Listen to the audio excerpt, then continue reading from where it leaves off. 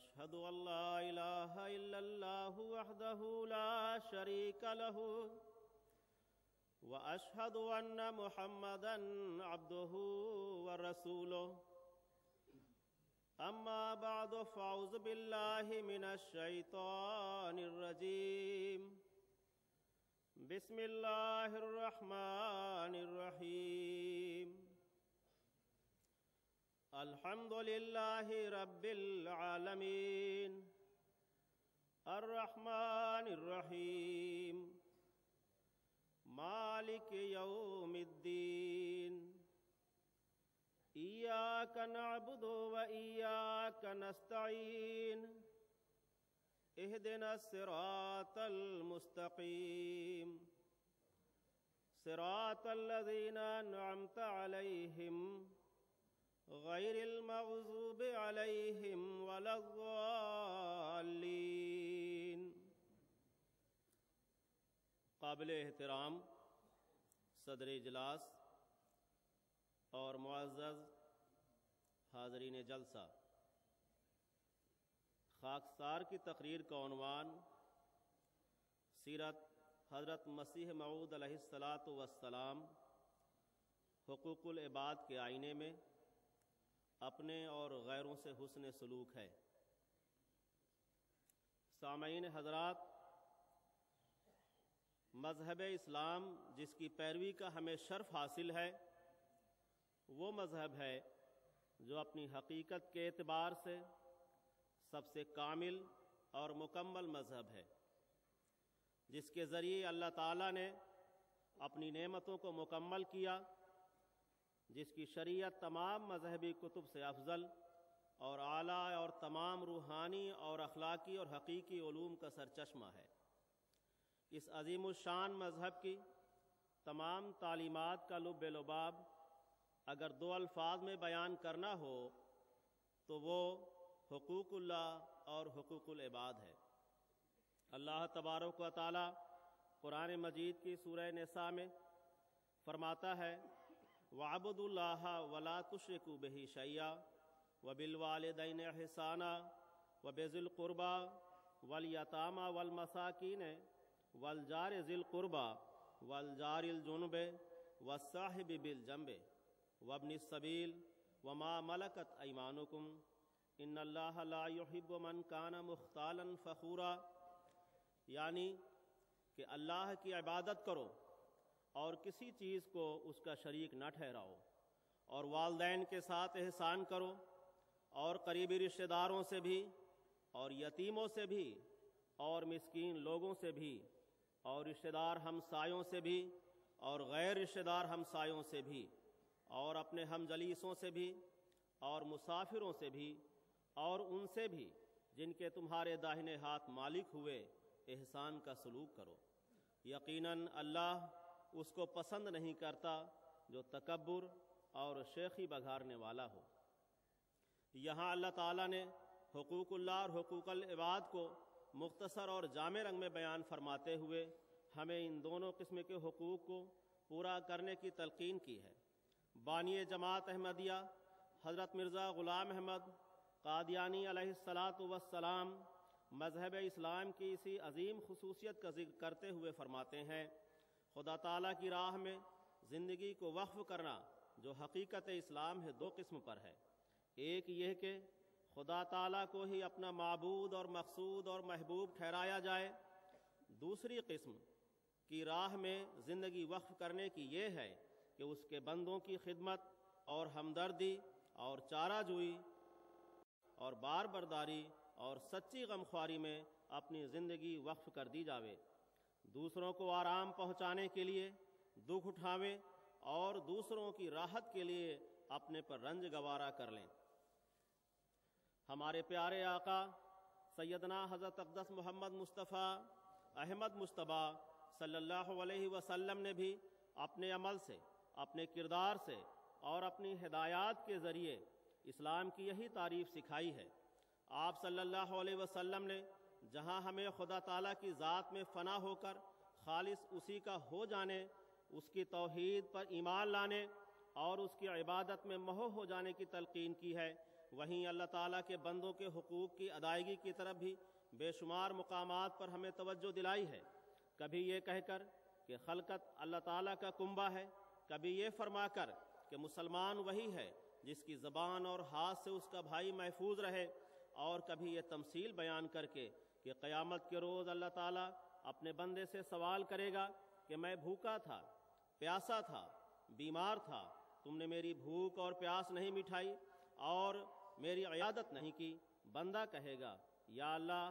تو سارے جہانوں کا مالک ہے، تو بھوکا پیاسا یا بیمار کیسے ہو سکتا ہے؟ تو اللہ کہے گا کہ میرا فلاں بندہ بیمار تھا، فلاں بندہ پیاسا تھا، اگر تم ان کی ضرورت کو پورا کرتے تو مجھے ان کے پاس پاتے۔ الغرض، جیسا کہ خاکسار نے عرض کیا، یہی دو باتیں اسلام کا مغز اور اسلامی تعلیم کا منتہا ہیں۔ ان دونوں باتوں پر مکمل طور پر عمل کیے بغیر کوئی بھی شخص کامل مسلمان نہیں کہلا سکتا۔ سامعین کرام، حقوق العباد کے میدان میں حضرت مرزا غلام احمد قادیانی مسیح موعود و مہدی موعود علیہ السلام ہمیں آگے سے آگے بڑھتے ہوئے نظر آتے ہیں۔ جب ہم آپ علیہ السلام کی سیرت کا مطالعہ کرتے ہیں تو آپ ہمیں ماہی بے آب کی طرح خدمت انسانیت کے لیے بلا تخصیص مذہب و ملت تڑپتے ہوئے نظر آتے ہیں۔ آپ علیہ السلام کے نزدیک حقوق العباد اور خدمت انسانیت کی کیا اہمیت تھی، اس کا اندازہ اس بات سے بخوبی ہو جاتا ہے کہ آپ علیہ السلام نے سلسلہ عالیہ احمدیہ میں داخل ہونے کے لیے جو 10 شرائط بیعت مقرر فرمائی ہیں، جو ایک عہد مقدس کی حیثیت رکھتی ہیں، اس کی ایک شرط یہ بیان فرمائی ہے کہ ہر بیعت کرنے والا یہ عہد کرے کہ عام خلق اللہ کی ہمدردی میں محض للہ مشغول رہے گا، اور جہاں تک بس چل سکتا ہے اپنی خداداد طاقتوں اور نعمتوں سے بنی نوع انسان کو فائدہ پہنچائے گا۔ پس آپ علیہ السلام نہ صرف خود خدمت خلق کے لیے برسر عمل تھے، بلکہ آپ سلسلہ احمدیہ میں داخل ہونے والوں کے لیے بھی اس کو ایک بنیادی شرط قرار دیتے تھے، اور ان کو اس بات کی تاکید کرتے تھے کہ وہ بھی خدمت خلق کے لیے کوشاں رہیں۔ سامعین حضرات، سیدنا حضرت اقدس مسیح موعود علیہ السلام کے سیدنا حضرت اقدس مسیح والسلام نے حقوق العباد کے ضمن میں سب سے پہلا فریضہ جو ادا کیا، جو آپ کی بعثت کے مقاصد میں سے پہلا مقصد تھا، وہ یہ کہ آپ نے اپنی زندگی کا ایک ایک لمحہ اصلاح خلق کے لیے صرف کیا۔ یہ بات روز روشن کی طرح ظاہر ہے کہ خلق کی خدمت کے سلسلے میں سب سے زیادہ جس چیز کو اہمیت حاصل ہے وہ یہ ہے کہ خلق کو اس کے خالق کے ساتھ جوڑا جائے۔ اس مقصد اور فریضے کی تکمیل کے لیے آپ علیہ السلام اس قدر کوشاں رہے کہ اگر یہ کہا جائے کہ آپ علیہ السلام نے جتنے بھی اعلیٰ اور عظیم کارہائے نمایاں سر انجام دیے ہیں، ان سب کا محور یہی مقصد عظیم تھا، تو یہ عین حقیقت ہوگی۔ آپ علیہ السلام کا دل کسی کو گمراہ دیکھ کر تڑپ اٹھتا تھا، کسی انسان کو اللہ تعالیٰ سے دور ضلالت و گمراہی کے میدان میں بھٹکتے دیکھتے تو آپ بےتاب ہو جاتے تھے۔ انسان کا اپنے خالق سے دور ہونے کی حالت آپ سے دیکھی نہیں جاتی تھی۔ سامعین کرام، جن دنوں پنجاب میں طاعون کا دورہ تھا اور بے شمار آدمی ایک دن میں اس موذی مرض کا شکار ہو رہے تھے، ان دنوں کی بات ہے۔ یہ طاعون حالانکہ آپ علیہ السلام کی صداقت کے طور پر ظاہر ہوئی تھی، لیکن آپ علیہ السلام کے جذبہ ہمدردی کی وجہ سے کیا حالت تھی، اس کے بارے میں حضرت مولوی عبد الکریم صاحب سیالکوٹی رضی اللہ تعالیٰ عنہ بیان فرماتے ہیں کہ انہوں نے آپ علیہ السلام کو علیحدگی میں دعا کرتے سنا اور یہ نظارہ دیکھ کر محو حیرت ہو گئے۔ آپ فرماتے ہیں اس دعا میں آپ کی آواز میں اس قدر درد اور سوزش تھی کہ سننے والے کا پتا پانی ہوتا تھا، اور آپ اس طرح آستانہ الہی پر گریہ وزاری کر رہے تھے جیسے کوئی عورت درد زہ سے بے قرار ہو۔ میں نے غور سے سنا تو آپ مخلوق خدا کے واسطے طاعون کے عذاب سے نجات کے لیے دعا فرما رہے تھے اور کہہ رہے تھے کہ الہی اگر یہ لوگ طاعون کے عذاب سے ہلاک ہو گئے تو پھر تیری عبادت کون کرے گا؟ سامعین حضرات، یہ تھی اصلاح خلق کی وہ تڑپ جو حضرت مسیح موعود علیہ السلام کے دل میں تھی، اور آپ کی زندگی کا لمحہ لمحہ اس تڑپ میں بسر ہوا، اور کئی ایسے لوگ تھے جن کی آپ کی انہی متضررانہ دعاؤں کے ذریعے سے اصلاح ہوئی، اور پھر وہ بھی ہزاروں بلکہ لاکھوں کی اصلاح کا موجب بنے۔ اصلاح خلق کی تڑپ کے بعد خدمت خلق میں اگر کسی چیز کو سب سے زیادہ اہمیت حاصل ہے تو وہ ہے غریبوں اور مسکینوں کے ساتھ حسن سلوک، اور یطعمون الطعام علی حبہ مسکینا و یتیما و اسیرا کے تحت ان کی معاونت کرنا اور ان کے دکھوں اور تکالیف کا مداوع کرنا۔ اس نقطۂ نظر سے جب ہم سیدنا حضرت اقدس مسیح موعود علیہ السلام کی سیرت کا جائزہ لیتے ہیں تو ہمیں عجیب و غریب اور روحانی ارتعاش پیدا کرنے والے بے شمار واقعات کا علم ہوتا ہے۔ ایک بصیرت افروز واقعہ حضرت مولوی عبد الکریم صاحب سیالکوٹی رضی اللہ تعالیٰ عنہ نے حضرت مسیح موعود علیہ السلام کی سیرت کا اس طرح بیان فرمایا۔ آپ فرماتے ہیں، ایک دن ایسا ہوا کہ نماز عصر کے بعد آپ معمولاً اٹھے اور مسجد کی کھڑکی میں اندر جانے کے لیے پاؤں رکھا۔ اتنے میں ایک سائل نے آہستہ سے کہا کہ میں سوالی ہوں۔ حضرت کو اس وقت ایک ضروری کام بھی تھا اور کچھ اس کی آواز دوسرے لوگوں کی آواز میں مل جل گئی تھی جو نماز کے بعد اٹھتے اور عادتاً آپس میں کوئی نہ کوئی بات کرتے تھے۔ غرض حضرت صاحب اندر چلے گئے اور کچھ التفات نہ کیا، مگر جب نیچے گئے وہی دھیمی آواز جو کان میں پڑی تھی اب اس نے اپنا نمایاں اثر آپ کے قلب پر کیا۔ جلد واپس تشریف لائے اور خلیفہ نور الدین رضی اللہ عنہ کو آواز دی کہ ایک سائل تھا، اسے دیکھو کہاں ہے۔ وہ سائل آپ کے جانے کے بعد چلا گیا تھا۔ خلیفہ صاحب نے ہر چند ڈھونڈا، پتہ نہ ملا۔ شام کو حسب عادت نماز پڑھ کر بیٹھے تو وہی سائل آ گیا اور سوال کیا۔ حضرت نے بہت جلد جیب سے کچھ نکال کر اس کے ہاتھ میں رکھ دیا، اور اب ایسا معلوم ہوا کہ آپ ایسے خوش ہوئے ہیں کہ گویا کوئی بوجھ آپ کے اوپر سے اتر گیا ہے۔ چند روز کے بعد ایک تقریب میں ذکر کیا کہ اس دن جو وہ سائل نہ ملا، میرے دل پر ایسا بوجھ تھا کہ مجھے سخت بے قرار کر رکھا تھا، اور میں ڈرتا تھا کہ مجھ سے معصیت سرزد ہوئی ہے کہ میں نے سائل کی طرف دھیان نہیں کیا اور یوں جلد اندر چلا گیا۔ اللہ تعالیٰ کا شکر ہے کہ وہ شام کو واپس آ گیا، ورنہ خدا جانے میں کس اضطراب میں پڑا رہتا، اور میں نے دعا بھی کی تھی کہ اللہ تعالیٰ اسے واپس لے آئے۔ یہ تھا شفقت اور رافت اور محبت و ہمدردی کا وہ عظیم سمندر جو سیدنا حضرت اقدس مسیح موعود علیہ السلام کے سینے میں غریبوں، مسکینوں اور حاجت مندوں کے لیے ٹھاٹھے مارتا رہتا تھا۔ سامعین کرام، اس وقت کے بے شمار واقعات ہمیں آپ علیہ السلام کی سیرت کے مطالعے سے معلوم ہوتے ہیں۔ ضرورت مندوں اور حاجت مندوں کی فہرست میں وہ طبقہ بھی ہے جو مریضوں اور بیماروں پر مشتمل ہے۔ اس طبقے کے لیے بھی آپ علیہ السلام کا دریائے رحمت ہمیشہ رواں دواں رہتا تھا۔ بنی نوع انسان کے ساتھ بے پناہ ہمدردی کی وجہ سے اپنے گھر میں دوائیاں منگوا کے رکھتے اور مفت بیماروں میں تقسیم فرماتے تھے۔ ایک چشمدید واقعہ حضرت مولوی عبد الکریم صاحب سیالکوٹی رضی اللہ عنہ یوں بیان فرماتے ہیں، ایک دفعہ بہت سی گنوار عورتیں بچوں کو لے کر دکھانے آئیں۔ اتنے میں اندر سے چند عورتیں شربت شیرہ کے برتن ہاتھوں میں لیے آ نکلیں اور آپ کو دینی ضرورت کے لیے ایک بڑا اہم مضمون لکھنا تھا اور جلد لکھنا تھا۔ میں اتفاقاً جا نکلا، کیا دیکھتا ہوں حضرت کمر بستہ اور مستعد کھڑے ہیں، جیسے کوئی یوروپین اپنی دنیاوی ڈیوٹی پر چست اور ہوشیار کھڑا ہوتا ہے، اور 5-6 صندوق کھول رکھے ہیں اور چھوٹی چھوٹی شیشیوں اور بوتلوں میں سے کسی کو کچھ اور کسی کو کوئی عرق دے رہے ہیں،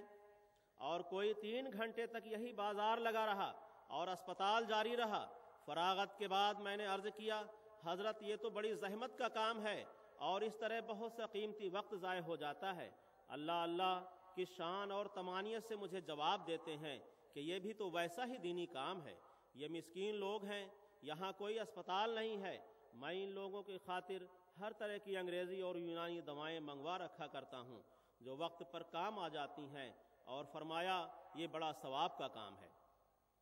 یہ ہے وہ مقدس نمونہ جو غربا اور مساکین کی خدمت کے لیے اور ان کے حقوق کی ادائیگی کے لیے آپ نے قائم فرمایا۔ اسی طرح آپ علیہ السلام کے قریبی رشتہ داروں میں سے آپ کے 2 چچا زاد بھائی مرزا امام دین صاحب اور مرزا نظام دین صاحب تھے۔ یہ دونوں آپ کے سخت مخالف تھے۔ ایک دفعہ انہوں نے محض حضرت مسیح موعود علیہ السلام کی ایذا رسانی کے لیے حضور کے گھر کے قریب والی مسجد کے راستے میں دیوار کھینچ دی اور مسجد میں آنے جانے والے نمازیوں اور حضرت مسیح موعود علیہ السلام کے ملاقاتیوں کا راستہ بند کر دیا، جس کی وجہ سے حضور کو اور قادیان کی اس قلیل سی جماعت احمدیہ کو سخت مصیبت کا سامنا ہوا، اور وہ گویا قید کے بغیر ہی قید ہو کر رہ گئے۔ لاچار اس مصیبت کو دور کرنے کے لیے وکلاء کے مشورے سے قانونی چارہ جوئی کرنی پڑی اور ایک لمبے عرصے تک یہ تکلیف دہ مقدمہ چلتا رہا اور بالآخر خدائی بشارت کے مطابق حضرت مسیح موعود علیہ السلام کو فتح ہوئی اور یہ دیوار گرائی گئی۔ اس وقت حضرت مسیح موعود علیہ السلام کے وکیل نے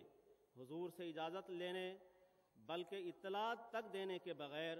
مرزا امام دین اور مرزا نظام دین صاحب کے خلاف خرچے کی ڈگری حاصل کر کے قرکی کا حکم جاری کرا دیا۔ اس پر مرزا صاحبان نے، جن کے پاس اس وقت اس قرکی کے بے باقی کے لیے روپیہ نہیں تھا، حضرت مسیح موعود علیہ السلام کو بڑی لجاجت کا خط لکھا اور یہاں تک کہلا بھیجا کہ بھائی ہو کر اس قرکی کے ذریعے ہمیں کیوں ذلیل کرنے لگے ہو۔ حضرت مسیح موعود علیہ السلام کو ان حالات کا علم ہوا تو آپ اپنے وکیل پر سخت خفا ہوئے کہ میری اجازت کے بغیر خرچے کی ڈگری کیوں کرائی گئی، اسے فوراً واپس لو۔ اور دوسری طرف مرزا صاحبان کو جواب بھجوایا کہ آپ بالکل مطمئن رہیں، کوئی قرکی نہیں ہوگی، یہ ساری کارروائی میرے علم کے بغیر ہوئی ہے۔ ظرف اور عفو کا اس طرح کا انتہائی درجے کا سلوک صرف اور صرف اسی وجود سے ظہور میں آ سکتا ہے جو معمور من اللہ ہو اور وسعت حوصلہ کے ایک عظیم مینار پر قائم ہو۔ سامعین کرام، خدمت خلق کا جذبہ اور حسن سلوک کا معیار پرکھنے کے لیے ایک طبقہ مہمانوں کا بھی ہے۔ اگر باقی تمام میدانوں میں ایک شخص خدمت خلق کے اعلیٰ معیار پر قائم ہو اور مہمانوں کے معاملے میں فیل ہو جائے تو اس کے اخلاق اور خدمت خلق کے معیار کو کامل تصور نہیں کیا جا سکتا۔ اس نازک طبقے کے حقوق اور خیال رکھنا اور ان سے حسن سلوک کرنا حقوق العباد کی ادائیگی میں ایک خاص مقام رکھتا ہے۔ اس ضمن میں بھی حضرت مسیح موعود علیہ السلام کے اخلاق کے عظیم الشان نمونے ہیں جو آپ کی سیرت کے مطالعے سے معلوم ہوتے ہیں۔ کبھی آپ ہمیں ناراض مہمانوں کو منانے کے لیے نہر تک دوڑتے ہوئے نظر آتے ہیں تو کبھی مہمانوں کی ضرورت کو پورا کرنے کے لیے بٹالہ سے پان تک منگواتے ہیں۔ کبھی آپ ہمیں اپنے گھر کا سارا بستر مہمانوں کے لیے مہیا کرتے نظر آتے ہیں تو کبھی اپنے اہل خانہ کو اکرام ضیف کی تعلیم دینے کے لیے پرندے کا قصہ سناتے ہیں۔ کبھی آپ کے گھر میں مہمانوں کے لیے دال سالن اور روٹیاں تیار ہوتی ہیں اور کبھی آپ مہمانوں کے ساتھ کھانا تناول فرماتے ہیں۔ اس ضمن میں حضرت مرزا بشیر احمد صاحب ایم.اے. رضی اللہ عنہ ایک واقعہ یوں بیان فرماتے ہیں۔ آپ فرماتے ہیں، ایک بہت شریف اور بڑے غریب مزاج احمدی سیٹھی غلام نبی صاحب ہوتے تھے، جو رہنے والے تو چکوال کے تھے مگر راول پنڈی میں دکان کرتے تھے۔ انہوں نے مجھ سے بیان کیا کہ ایک دفعہ میں حضرت مسیح موعود علیہ السلام کی ملاقات کے لیے قادیان آیا۔ سردی کا موسم تھا اور کچھ بارش بھی ہو رہی تھی۔ میں شام کے وقت قادیان پہنچا تھا۔ رات کو جب میں کھانا کھا کر لیٹ گیا اور کافی رات گزر گئی اور قریباً 12 بجے کا وقت ہو گیا تو کسی نے میرے کمرے کے دروازے پر دستک دی۔ میں نے اٹھ کر دروازہ کھولا تو حضرت مسیح موعود علیہ السلام کھڑے تھے۔ ایک ہاتھ میں گرم دودھ کا گلاس تھا اور دوسرے میں لالٹین تھی۔ میں حضور کو دیکھ کر گھبرا گیا مگر حضور نے بڑی شفقت سے فرمایا، کہیں سے دودھ آ گیا تھا۔ میں نے کہا، آپ کو دے آؤں، آپ یہ دودھ پی لیں، آپ کو شاید دودھ پینے کی عادت ہو، اس لیے یہ دودھ آپ کے لیے لے آیا ہوں۔ سیٹھی صاحب کہا کرتے تھے کہ میری آنکھوں میں آنسو مڑ آئے کہ سبحان اللہ، کیا اخلاق ہیں، یہ خدا کا برگزیدہ مسیح اپنے ادنا خادموں تک کی خدمت اور دلداری میں کتنی لذت پاتا اور کتنی تکلیف اٹھاتا ہے۔ آپ کے مقرب حواری حضرت مولوی عبدالکریم صاحب روایت کرتے ہیں کہ حضرت مسیح موعود علیہ السلام نے ایک دن فرمایا، میرا یہ مذہب ہے کہ جو شخص عہد دوستی باندھے مجھے اس کی اتنی رعایت ہوتی ہے کہ وہ شخص کیسا ہی کیوں نہ ہو اور کچھ ہی کیوں نہ ہو جاوے، میں اس سے قطع تعلق نہیں کر سکتا۔ ہاں، اگر وہ خود قطع تعلق کر دے تو ہم لاچار ہیں، ورنہ ہمارا مذہب تو یہی ہے کہ اگر ہمارے دوستوں میں سے کسی نے شراب پی ہو اور بازار میں گرا ہوا ہو تو ہم بلا خوف لومۃ لائم اسے اٹھا کر لے آئیں گے اور اسے ہوش میں لانے کی کوشش کریں گے، اور جب وہ ہوش میں آنے لگے تو اس کے پاس سے اٹھ کر چلے جائیں گے تاکہ وہ ہمیں دیکھ کر شرمندہ نہ ہو۔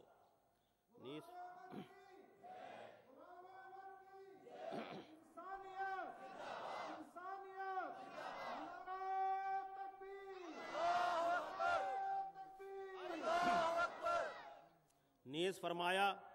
عہد دوستی بڑا قیمتی جوہر ہے، اس کو آسانی سے ضائع نہیں کر دینا چاہیے، اور دوستوں کی طرف سے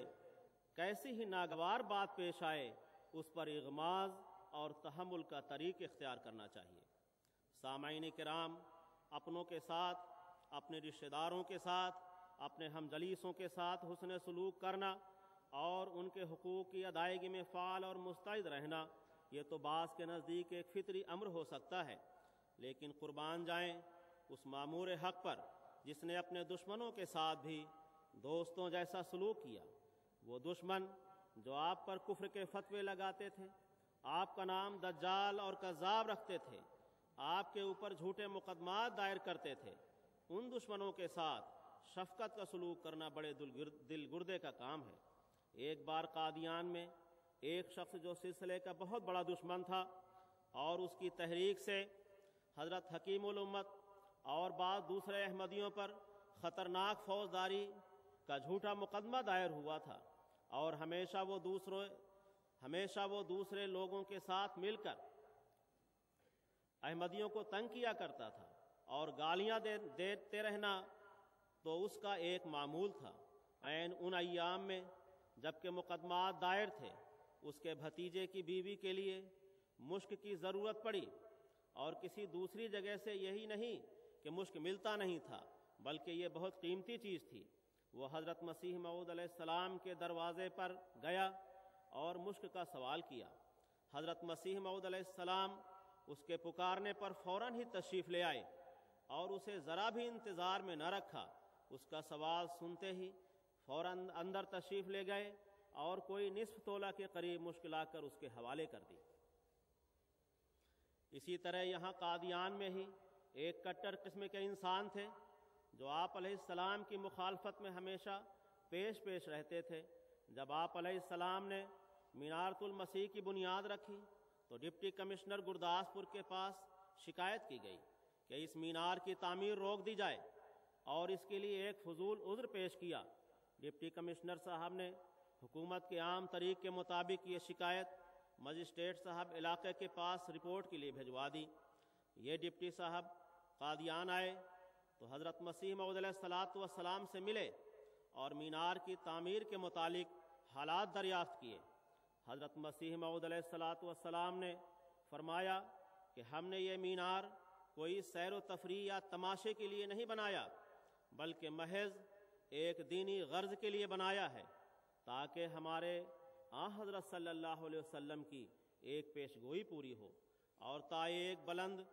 جگہ سے اذان کی آواز لوگوں کے کانوں تک پہنچائی جائے اور روشنی کا انتظام کیا جائے، ورنہ ہمیں اس پر روپیہ خرچ کرنے کی کیا ضرورت تھی۔ ڈپٹی صاحب نے کہا، یہ صاحب بیٹھے ہیں، ان کو اس پر اعتراض ہے۔ اس وقت وہ کٹر شخص وہیں بیٹھے ہوئے تھے۔ ان کو اس پر اعتراض ہے کہ ہمارے گھروں کی بے پردگی ہوگی۔ حضرت مسیح موعود علیہ السلام نے فرمایا، یہ اعتراض درست نہیں ہے، بلکہ ان لوگوں نے محض ہماری مخالفت میں یہ درخواست دی ہے، ورنہ بے پردگی کا سوال نہیں، اور اگر بالفرض بے پردگی ہے بھی تو ہماری بھی ہے۔ پھر آپ نے فرمایا، آپ ان سے پوچھیں کہ کیا کبھی ایسا ہوا کہ میرے لیے ان کو فائدہ پہنچانے کا کوئی موقع پیدا ہوا ہو اور میں نے ان کی امداد میں درائق کیا ہو؟ اور پھر ان سے یہ بھی پوچھیں کہ کیا کبھی ایسا ہوا ہے کہ مجھے نقصان پہنچانے کا انہیں کوئی موقع ملا ہو اور یہ نقصان پہنچانے سے رکے ہوں؟ حافظ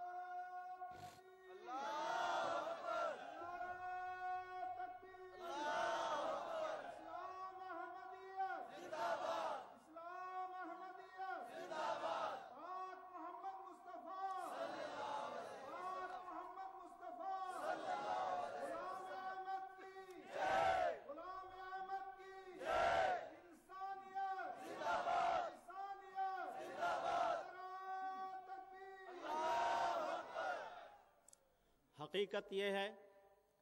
कि आप अलैहिस्सलाम का उसूल ही यही था कि आप किसी भी इंसान को, चाहे वो किसी भी मज़हब से ताल्लुक़ रखता हो और जिस हद तक भी आपको तकलीफ़ पहुँचाने वाला हो, आप उसको अपना दुश्मन नहीं समझते थे, बल्कि तमाम इंसानों के साथ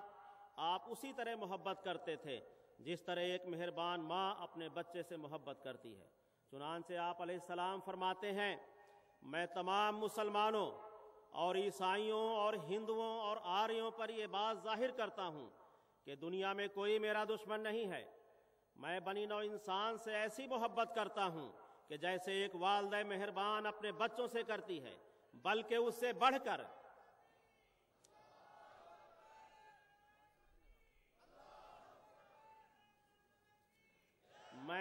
मैं सिर्फ उन बातिल अकायद का दुश्मन हूँ जिनसे सच्चाई का खून होता है। इंसान की हमदर्दी मेरा फ़र्ज़ है और झूठ और शिर्क और जुल्म और हर एक बदअमली और बद अखलाकी से बेजारी मेरा उसूल। इसी तरह आप फरमाते हैं, हमारा ये उसूल है कि कुल बनी नौ की हमदर्दी करो। अगर एक शख्स एक हमसाया हिंदू को देखता है कि उसके घर में आग लग गई है और नहीं उठता तो आग बुझाने में मदद दे, तो मैं सच सच कहता हूँ कि वो मुझसे नहीं।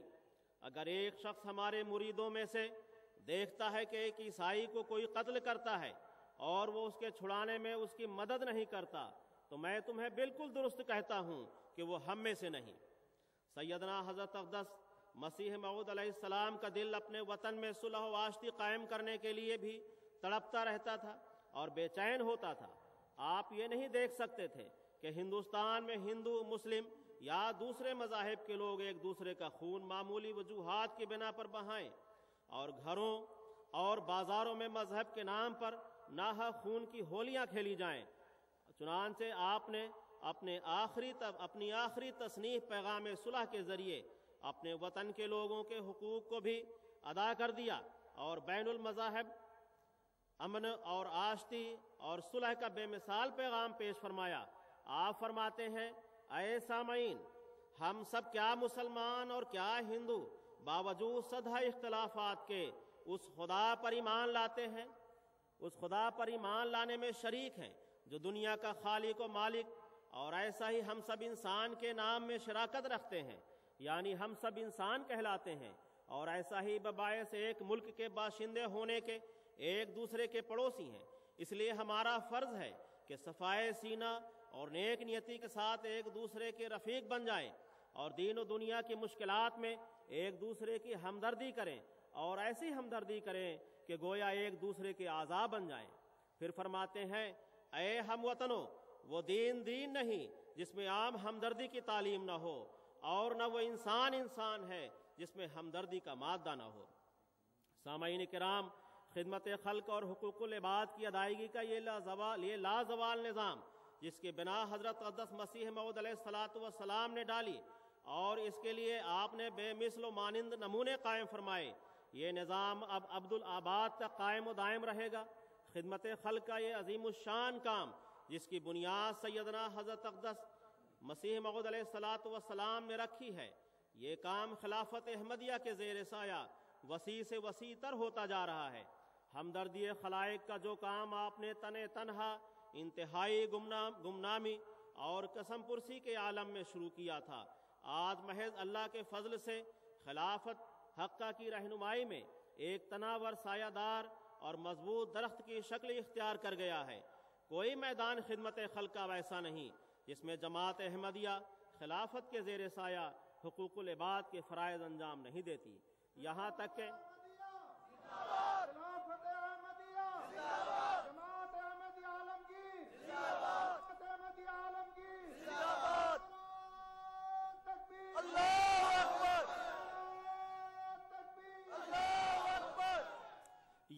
कि उन ममालिक में अल्लाह के फजल से जमात अहमदिया खिदमत इंसानियत के काम में मसरूफ़ अमल है, जिन ममालिक में हमारे अहमदी भाइयों का अरसा हयात तंग किया जा रहा है,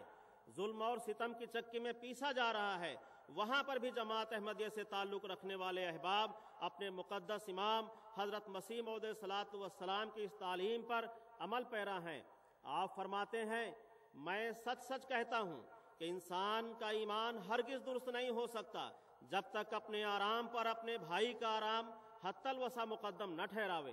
اگر میرا ایک بھائی میرے سامنے باوجود اپنے ضعف اور بیماری کے زمین پر سوتا ہے اور میں باوجود اپنی صحت اور تندرستی کے چارپائی پر قبضہ کرتا ہوں تو وہ اس پر نہ بیٹھ جاوے تو میری حالت پر افسوس ہے۔ اگر میں نہ اٹھوں اور محبت اور ہمدردی کی راہ سے اپنی چارپائی اس کو نہ دوں اور اپنے لیے فرش زمین پسند نہ کروں، اگر میرا بھائی بیمار اور کسی درد سے لاچار ہے تو میری حالت پر حیف ہے۔ اگر میں اس کے مقابل پر امن سے سویا رہوں اور اس کے لیے جہاں تک میرے بس میں ہے آرام رسانی کی تدبیر نہ کروں۔ کوئی سچا مومن نہیں ہو سکتا جب تک اس کا دل نرم نہ ہو۔ خادم القوم ہونا مخدوم بننے کی نشانی ہے، اور غریبوں سے نرم ہو کر اور جھک کر بات کرنا مقبول الہی ہونے کی علامت ہے، اور بدی کا نیکی کے ساتھ جواب دینا سعادت کے آثار ہیں، اور غصے کو کھا لینا اور تلخ بات کو پی جانا نہایت درجے کی جواں مردی ہے۔ پھر آپ فرماتے ہیں، یاد رکھو ہمدردی کا دائرہ میرے نزدیک بہت وسیع ہے، کسی قوم اور فرد کو الگ نہ کرے۔ میں آج کل کے جاہلوں کی طرح یہ نہیں کہنا چاہتا کہ تم اپنی ہمدردی کو صرف مسلمانوں سے ہی مخصوص کرو، نہیں، میں کہتا ہوں کہ تم خدا تعالیٰ کی ساری مخلوق سے ہمدردی کرو، خواہ وہ کوئی ہو، ہندو ہو یا مسلمان یا کوئی اور۔ میں کبھی ایسے لوگوں کی باتیں پسند نہیں کرتا جو ہمدردی کو صرف اپنی قوم سے مخصوص کرنا چاہتے ہیں۔ یہ ہے وہ نہ مٹنے والی لازوال تعلیم جس پر جماعت احمدیہ کے خدمت انسانیت کے نظام کی بنیاد ہے اور ہمیشہ رہے گی۔ اللہ تعالی ہمیں خلافت احمدیہ کے زیر سایہ ہمیشہ خدمت انسانیت کی توفیق عطا فرمائے۔ حضرت مسیح موعود علیہ الصلاۃ والسلام کے اس شعر پر اپنے بیان کو ختم کرتا ہوں۔ میرا مقصود و مطلوب و تمنا خدمت خلق است، ہمی کارم ہمی بارم ہمی رسمم ہمی رحم، وآخر دعوانا الحمدللہ رب العالمین۔